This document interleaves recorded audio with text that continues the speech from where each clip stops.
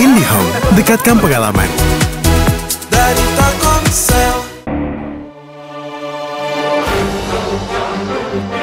Badan Nasional Penanggulangan Terorisme (BNPT) bersama Densus 88 Anti Teror mengungkap jaringan teroris online menyasar anak dan pelajar. Para pelaku memanfaatkan ruang digital seperti media sosial dan game online untuk berinteraksi dengan korban.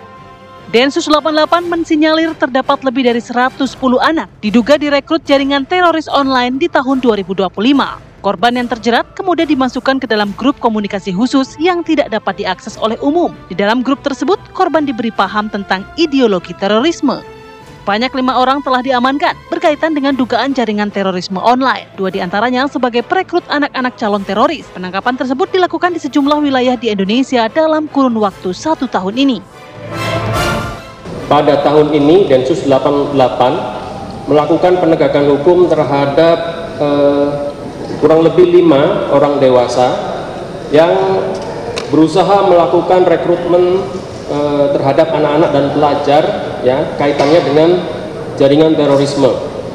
Jadi dalam setahun ini ada 5 tersangka yang sudah diamankan oleh Densus 88 dengan 3 kali penegakan hukum, ya, dari akhir Desember 2024 hingga kemarin hari Senin tanggal 17 November 2025. Ini menjadi alarm keras bagi pemerintah dan masyarakat. Lantas, bagaimana upaya menanggulanginya di tengah gempuran media sosial?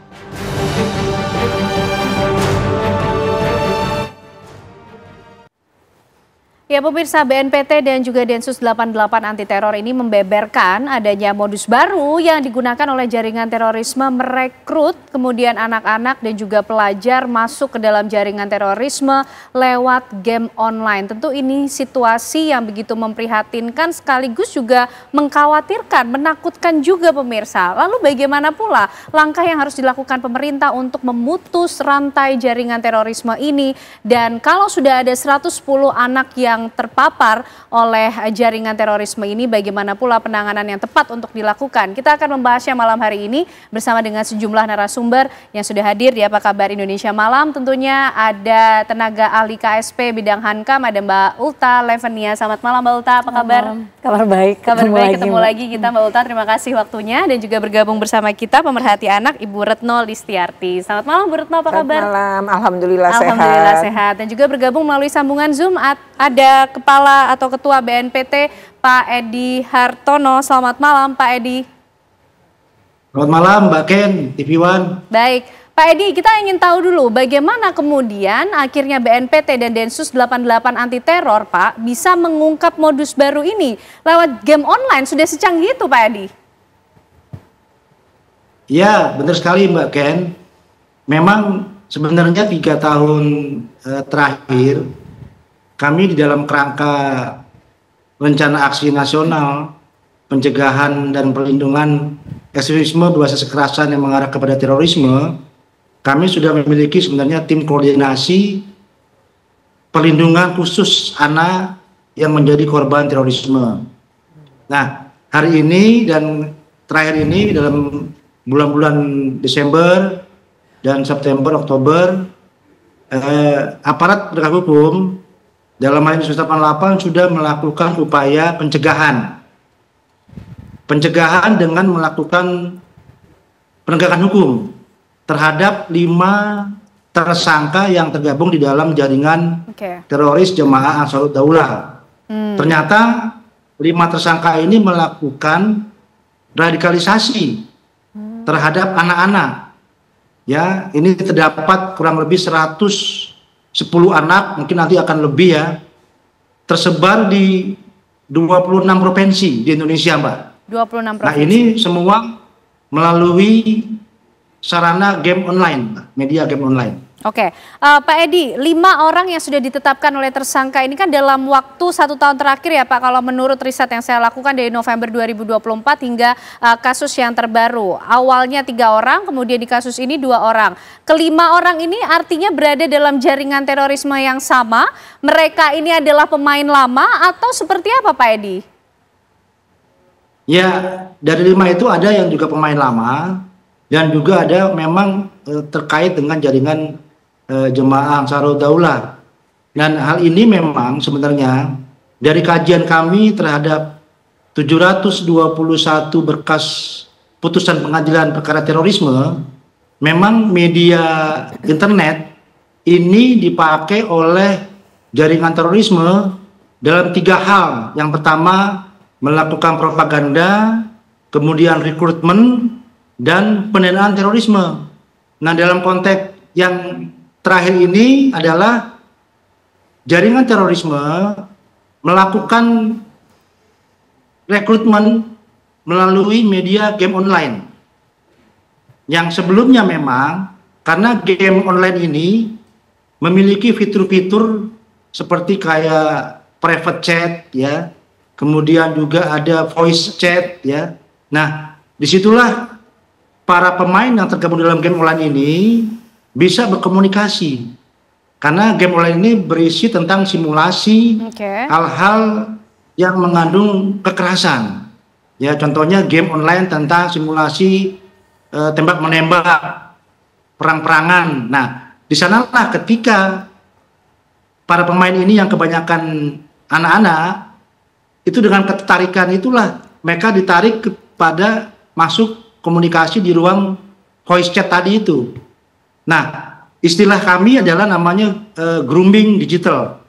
Bagaimana membangun kedekatan, ya, kepercayaan dan ketergantungan, ya, karena media ini bisa dijadikan teman, ya. Kadang-kadang jaringan terorisme ini di dalam game online itu mengaku sebagai seumuran dengan para yang akan direkrut ini. Sehingga digali karena dengan kesukaan, kemudian kesenangan tadi dengan melakukan permainan simulasi perang-perangan tadi. Nah, disitulah mulai dilakukan upaya pendekatan.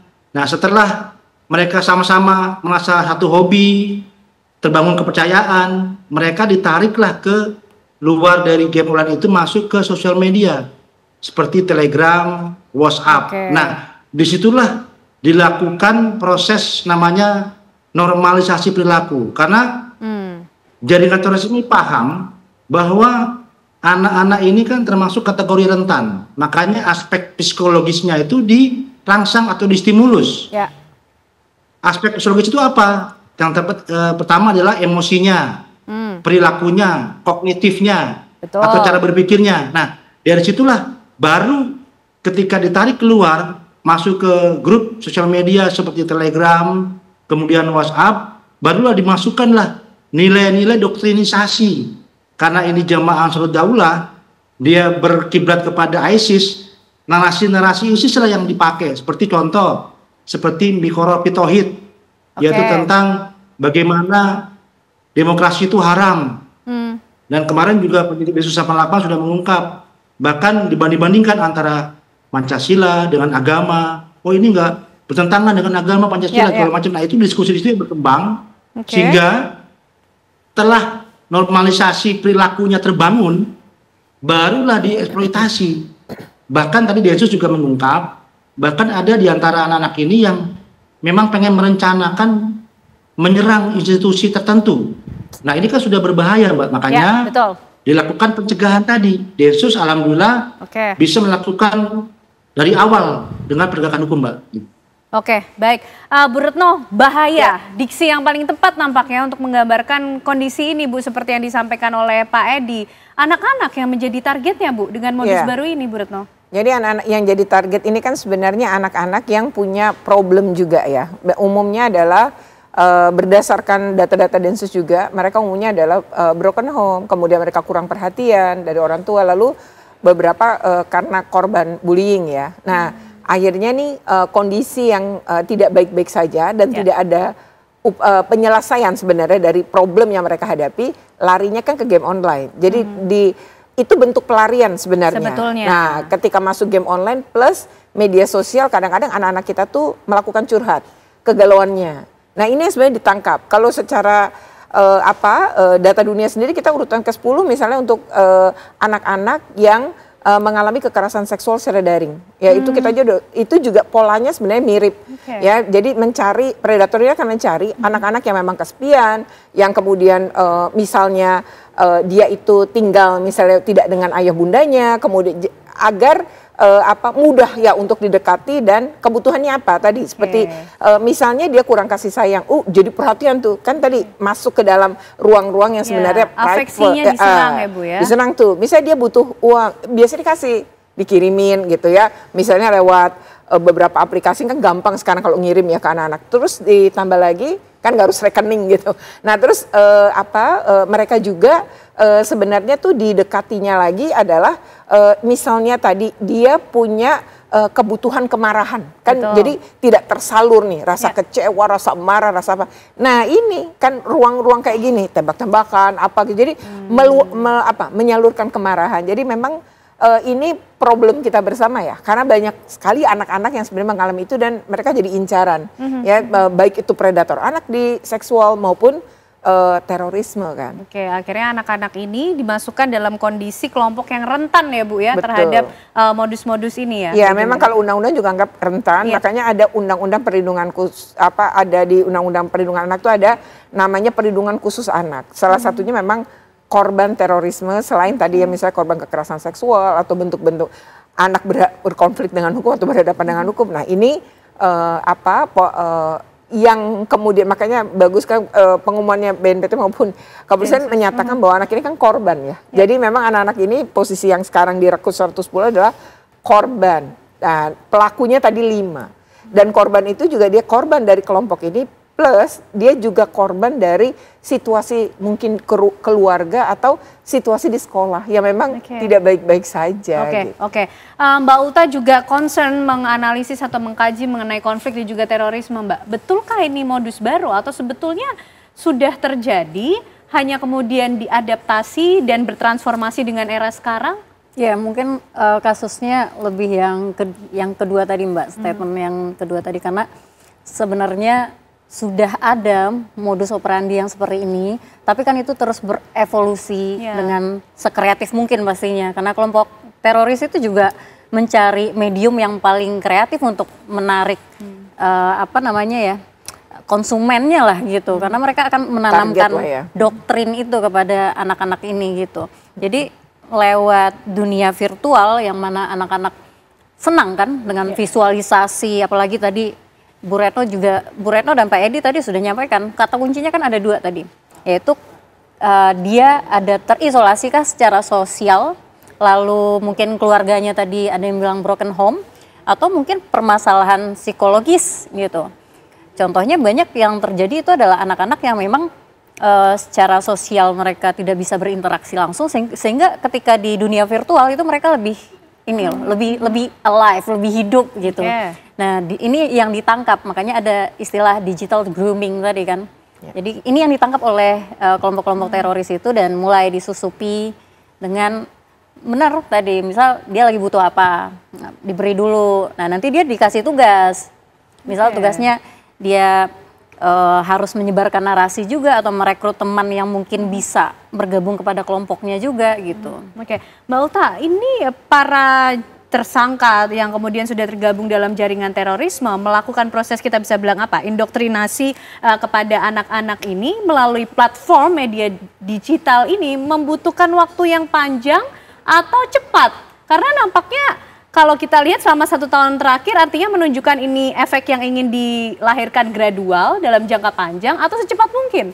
Kalau menurut saya justru stage pertamanya yang lebih panjang dibandingkan doktrinasi, yaitu identifikasi si victim. Kita panggil dia victim ya, karena bukan tersangka juga, karena setuju dengan Bu Retno tadi saya bahwa mereka juga victim karena lingkungannya dan juga victim oleh orang yang mendoktrin mereka gitu. Nah, jadi kita panggil dia victim, korban gitu. Nah, identifikasi itu yang lebih lama menurut saya. Nah, lalu di grooming itu berarti mereka akan didoktrin segala macam. Tapi kalau misalnya dia sudah teridentifikasi, keluarganya broken home, terus dia pasti akan curhat kan, karena dia merasa nyaman dibandingkan dia curhat dengan temannya langsung gitu. Nah, anak-anak kita ini nih yang perlu kita lindungi, yang anak-anak yang seperti ini. Kenapa kelompok teroris itu bisa mengidentifikasinya mereka gitu? Nah, Oke, itu oke. yang Itu yang kita ingin tahu mungkin nanti di segmen berikutnya bagaimana kemudian para jaringan terorisme ini melakukan proses identifikasi terhadap keberadaan anak-anak termasuk pola konsumsi medianya, tapi sayangnya untuk tujuan bagaimana kemudian menanamkan nilai-nilai radikal ini harus diperangi bersama. Usai jeda pemirsa, kami kembali untuk Anda. Baik, kita lanjutkan perbincangan malam hari ini pemirsa untuk ikut merespon situasi bahaya ya yang sedang dihadapi Indonesia, karena dari kasus yang terbaru kita ketahui ada jaringan terorisme yang masuk dan coba menanamkan paham radikalisme ini ke anak-anak dan juga pelajar lewat game online. Pak Edi, 110 datanya anak dan pelajar yang terpapar. Terpapar ini kita definisikan sampai batas mana, Pak? Apakah sudah berada di level kognisi, afeksi, atau justru sudah pada hampir ke action, Pak Edi? Ya baik Bu, ya justru inilah karena ini merupakan bagian daripada pencegahan, karena perbuatan persiapan dalam Undang-Undang Nomor 5 Tahun 2018 tentang pemberantasan tindak pidana terorisme ini sudah dilakukan oleh aparat penegak hukum. Nah, oleh sebab itu sekarang karena pemerintah sudah membuat tim koordinasi nasional pelindungan khusus anak, makanya kami melakukan upaya tindak lanjut untuk melakukan upaya pembinaan, karena beberapa seperti di Jakarta kemarin kami sudah membina 5 orang anak-anak yang menjadi korban rekrutmen oleh jaringan terorisme. Makanya kami melakukan identifikasi melalui redirect method, ya, artinya kami breakdown kira-kira upaya-upaya apa baik secara psikologis, terutama tadi itu aspek psikologis anak meliputi emosi, perilaku, dan kognitif tadi pola pikirnya. Yang pertama kita memetakan dengan melalui mikroekologi anak, artinya lingkungan terdekat anak itu siapa saja. Dari sekolah, orang tua, teman terdekat. Nah, disitulah kita lakukan upaya komunikasi untuk kita sama-sama memetakan secara psikologis. Nah, setelah itu baru kita menentukan rehabilitasi seperti apa yang tepat untuk anak-anak. Karena prinsip untuk perlindungan anak adalah pertama demi kepentingan terbaik anak. Yang kedua, pemulihan. Yang terakhir, keadilan restoratif. Artinya apa? Tetap kita akan memperhatikan pembinaan anak ini secara psikologis karena demi masa depannya. Dan kemudian yang kedua, kami juga akan terus membuat komunitas-komunitas yang kuat di lingkungan sekolah. Seperti kami sudah membentuk namanya Sekolah Damai. Ya, kemudian dengan Duta Damai di sekolah-sekolah. Nah, itu untuk menumbuh kembangkan suasana yang kondusif di sekolah itu. Baik itu mencegah intoleransi, mencegah bullying, mencegah ancaman kekerasan. Nah, disitulah komunikasi antara orang tua, guru, murid itu dijalin tercipta. Sehingga ruang-ruang diskusi itu tercipta di sekolahan. Karena menurut kami adalah keluarga ini faktor utama. Ya. Tadi yang Ibu Retno bilang sampaikan bahwa memang banyak permasalahan-permasalahan yang ada di lingkungan keluarga. Dan ini menjadi stimulus ya untuk anak-anak ini. Makanya sebelum terlanjur jauh, makanya anak-anak segera dilakukan penangkapan kemarin. Alhamdulillah bisa dilakukan penangkapan sejak dini. Nah, jangan sampai ini menyebar. Oleh sebab itu, sekarang kami juga, karena ini 110 ini kan tersebar di berbagai provinsi. Yang kami sudah melakukan kerjasama dengan Kementerian Sosial, karena Kementerian Sosial punya tempat rehabilitasi di masing-masing daerah. Nah, itu kami coba jadikan tempat untuk melakukan mediasi kepada orang tua, teman terdekat, untuk sama-sama kita melakukan rehabilitasi terhadap anak yang terpapar. Ini alhamdulillah masih level rendah lah Bu. Ini anak, tapi kalau ini dibiarkan keterusan, ini sangat berbahaya. Karena tadi itu, Densus kemarin sudah mengungkap bahwa ada salah satu anak tadi sudah akan merencanakan untuk menyerang kantor institusi tertentu tadi, karena kan berbahaya. Nah, oleh sebab itu kita terus juga nanti kami dari BNPT juga akan melakukan pembinaan ataupun koordinasi dengan platform global, contohnya Google, TikTok, Telegram, untuk juga lebih ikut memperhatikan. Kami juga akan membentuk namanya algoritma pencegahan di dalam sistem game online, sehingga contohnya ketika anak-anak akan masuk gabung ke game online itu harus ada verifikasi.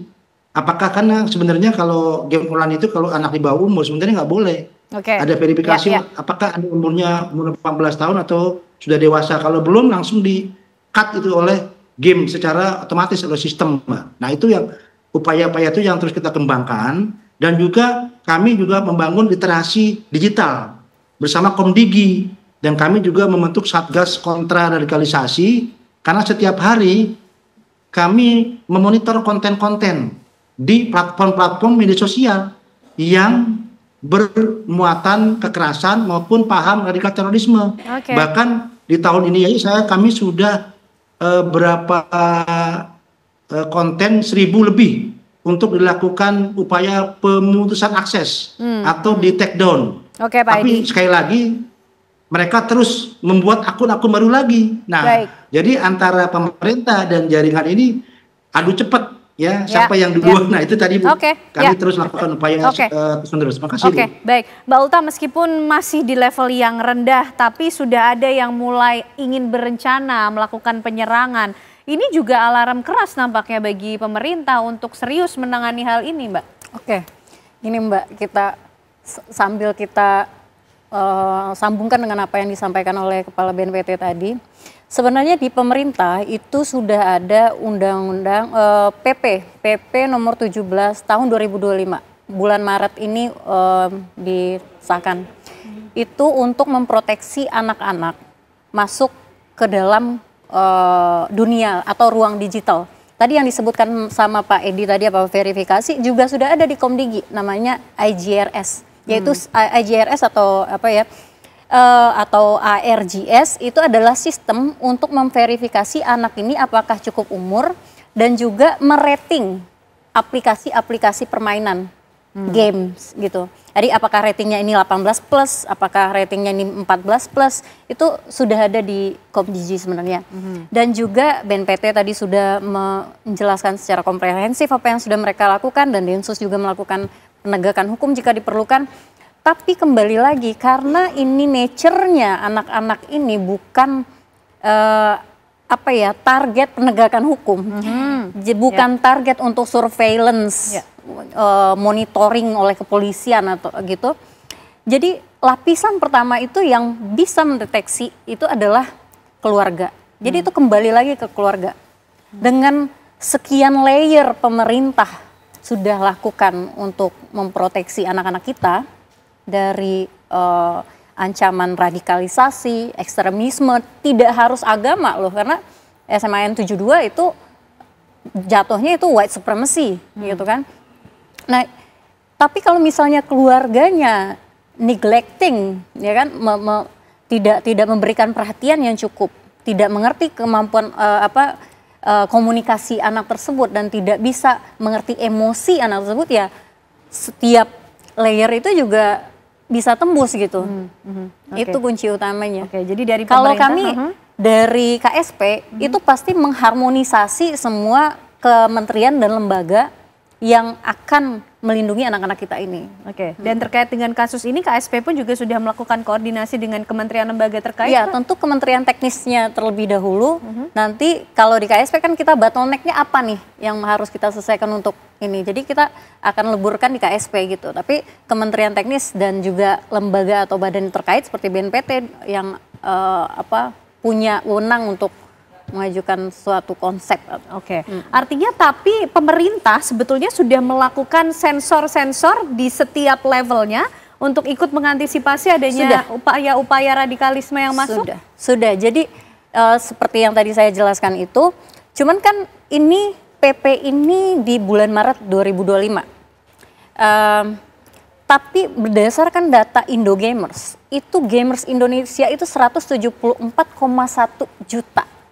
Dan proyeksi di akhir 2025 ini itu ada sekitar 195 juta. warga negara kita itu 280-an juta, artinya lebih dari setengah. Dan berdasarkan data juga itu 46,2 atau 40-an sekian itu adalah anak-anak di bawah umur. Di bawah umur ini maksudnya 18 tahun ke bawah. Artinya ada sekitar 88 jutaan anak-anak di bawah umur yang masuk ke game online itu. Nah tapi game online ini hanya alat kan Mbak. Jadi game online ini bukan permasalahan utamanya. Tetapi kembali lagi anak-anak itu lebih mau berinteraksi secara online dan karena dia ada permasalahan emosi, ada permasalahan psikologis, ada permasalahan keluarga, itulah yang dimanfaatkan, di grooming oleh kelompok radikal itu. Oke, baik, Bu Retno. Sepertinya kita harus banyak bicara tidak dari upaya penegakan hukum ya kalau dari anak-anak, tapi bagaimana upaya-upaya preventif yang harus terus dioptimalisasi begitu kan. Kalau tadi kemudian Mbak Ulta juga bilang keluarga nampaknya harus jadi benteng utama, ketika sekolah juga menjadi benteng paling akhir yang punya potensi untuk dijebol juga seperti kasus yang kita tahu sebelumnya. Nah, upaya-upaya seperti apa, pendidikan atau bimbingan seperti apa yang perlu dilakukan ke anak-anak ketika kita mengidentifikasi usia yang menjadi target dari jaringan terorisme ini, Bu? Iya, pertama sebenarnya emang ketahanan keluarga ya, saya sepakat gitu ya dengan Mbak Ulta bahwa ketahanan keluarga itu menjadi penting. Dan untuk ketahanan keluarga ini ada sekian kementerian yang harusnya menopang itu ya. Jadi mulai dari Kementerian Pendidikan, Kementerian Agama, kemudian KPPA ya, kemudian juga Kementerian Sosial dan juga Komendigi tadi. Jadi memang ini harus keroyokan ya, kerja keroyokan untuk membangun ketahanan keluarga. Yang kedua memang yang harus kita sadarkan orang dewasanya kan sebenarnya, baru kita bisa ngelindungin anak-anak. Nah jadi para ayah bunda ini harusnya memang juga di pemerintah bikin misalnya kalau modul dan lain-lain itu ada bagaimana menggunakan internet itu secara aman.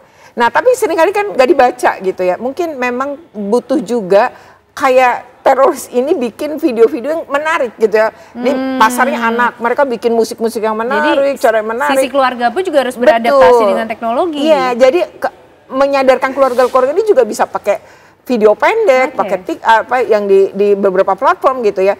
Terus juga jangan panjang-panjang, jangan disuruh baca berlembar-lembar memang. Tetapi bahwa ini tuh nanti kalau mereka tertarik baru mereka baca. Nah, yang penting lagi adalah ketika orang tua sadar kan dia berarti ngawasin. Yang kedua, dia akan terlibat dalam aktivitas daring anak-anaknya. Sedari dini tentunya ya, dari kecil. Lalu dia punya kesadaran bahwa tidak meletakkan PC misalnya atau laptop itu di kamar anak-anak, tapi di ruang tengah yang keluarga juga bisa memberi pengawasan. Lalu yang penting lagi sebenarnya mengedukasi dan bicara sama anak, bukan marahin, tapi berdialog tentang kamu tahu nggak tentang ini, misalnya berita yang sekarang, lalu apa sih dampaknya gitu ya, terus apa yang bisa bahaya buat dia dan lain-lain. Jadi aktivitas yang seperti itu penting dan perlu sebenarnya orang tua tahu. Lalu orang tua sebaiknya punya media sosial dan temenan anak-anak ya.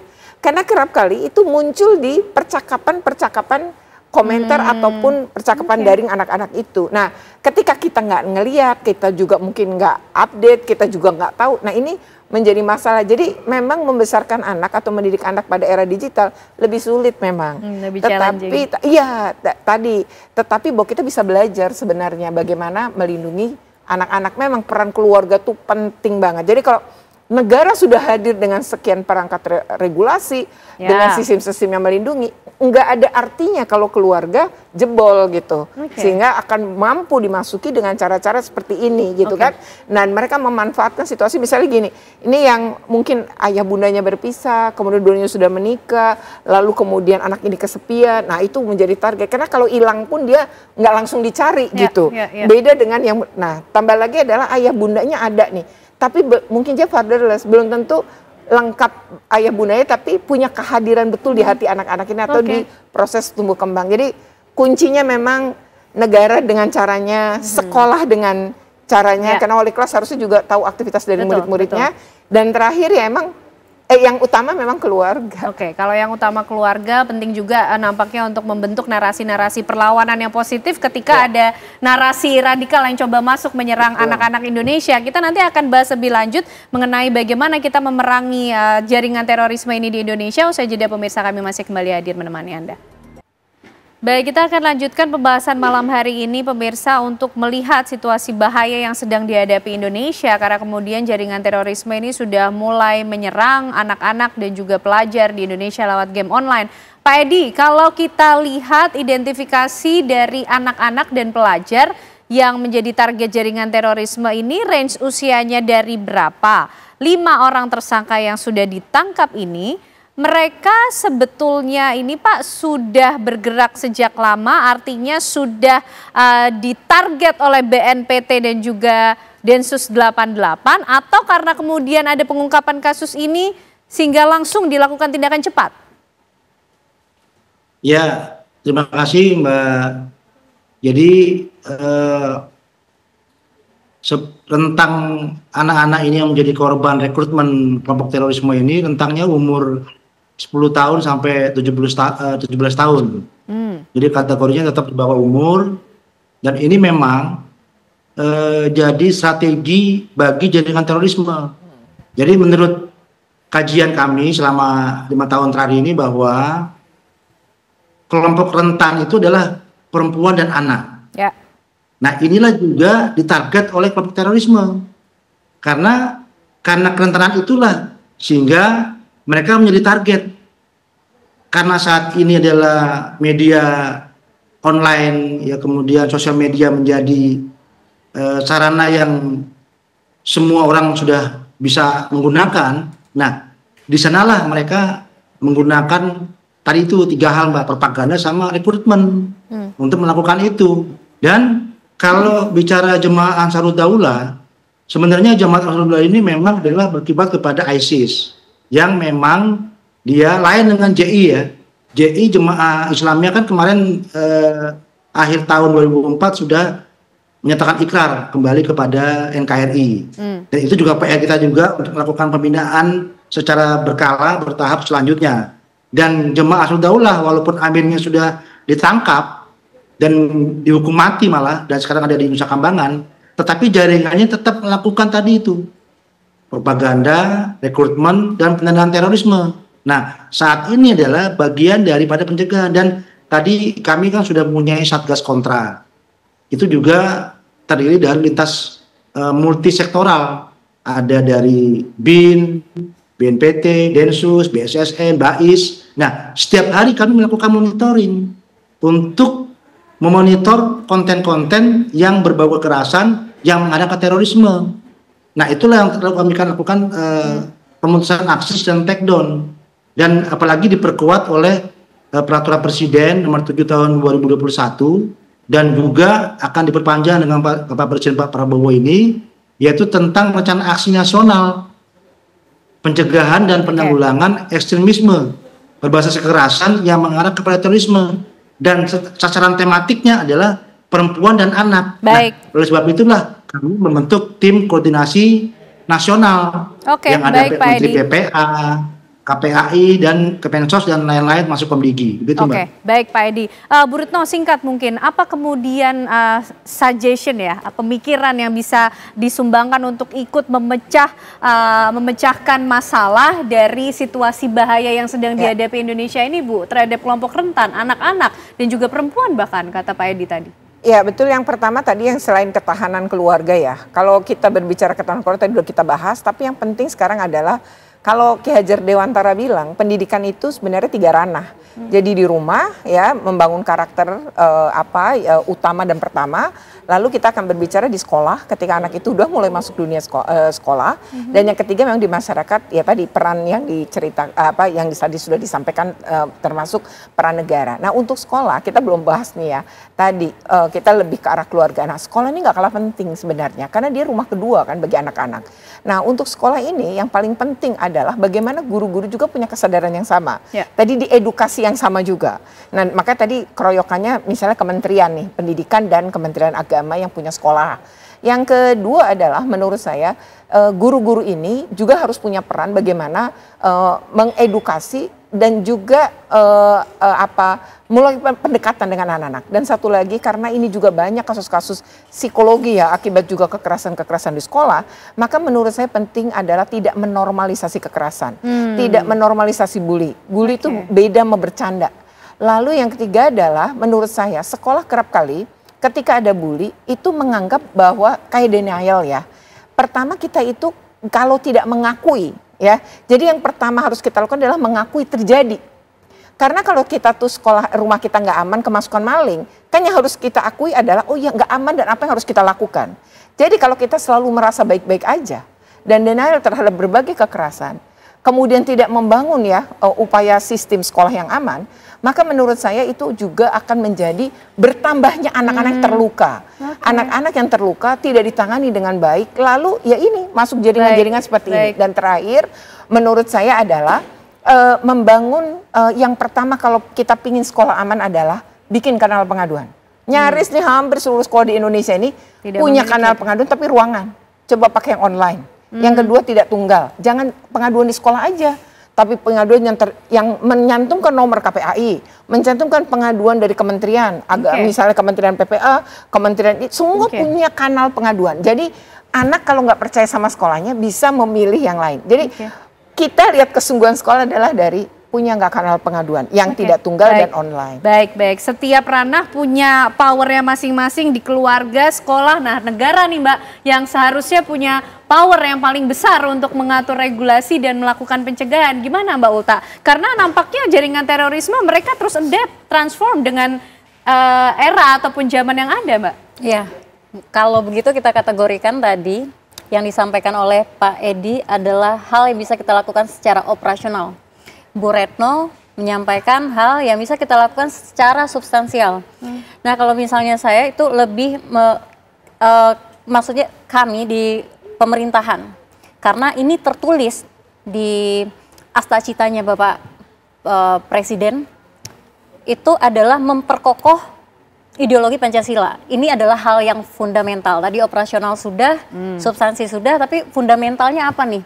Karena ini bukan hanya sekedar diskurs, ini bukan cuma wacana, tapi kan ada perperangan ideologi ini sekarang. Jadi ada hegemon, ada counter hegemon gitu.